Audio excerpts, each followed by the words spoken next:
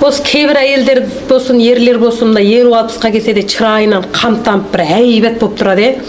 Ал енді кейбір кісілер қиыншылық көрген сияқты өң сөлден іштеме жоқ, бір татарып там құсап тұрады ғой. Мына қолымдағы нәрсе ажау, тепшен деген нәрсе де.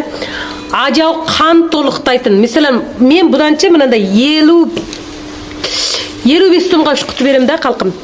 Қан толықтайды. Қаныңызды толықтау арқылы, мысалы чырайыңыз нұрланады. Өнінген әлгі ылғи чаршап, рухсыз, өнінген бір әлгі өжіңіз чаулы болмай жүреді ғой.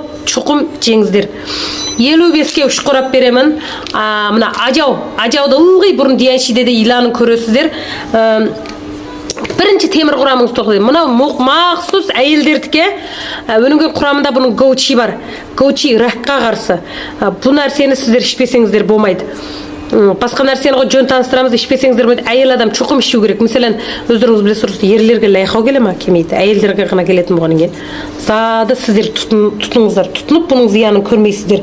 Мәселен, осы ерлерде қаназды қанша болмайды, әйелдерде қаназдық көп болады.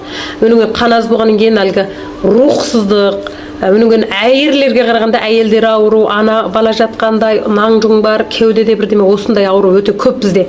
Соған мына ажау гайтешін деген мынандай нәрсені істесеңіздер, сізде қан толықтаумен бірге сіздегі ауруға қарсы иммунит күшіңіз өте төмен ғой, соны жақсартады. Өнінген лайқау қызыл ретке салады, рухты серпілтіп тұрады. Өнінген мына ең маңызды жері бүйрекке қуаттайды. Осындай керемет нәрсені мен 55-ке үш құтыдан, мына қан толықтау жауһары. Мен ілгері қан толықтаудан сізге мынаны таныстырдым. Гайтешін белок. Бұл темір, мырыш, синік белогыңызды толықтайды. Ал енді мынау мақсус қан толықтау арқылы денеңіздегі ауруға қарсы иммунит күшіңізді арттырып, әйелдерге болуға тиісті